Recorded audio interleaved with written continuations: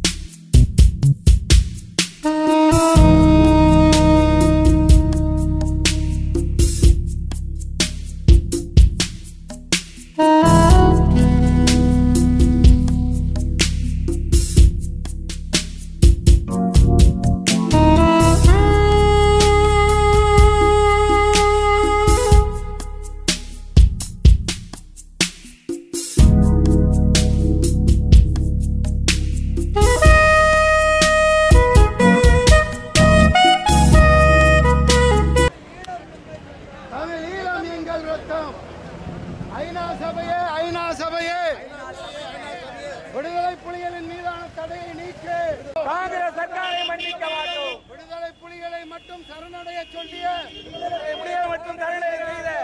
சிதம்பரத்தை மன்னிக்க மாட்டோம். விடுதலை புலிகளை சரணடைய சொல்லிய சிதம்பரத்தை மன்னிக்க மாட்டோம். 6.5 கோடி தமிழர்கள்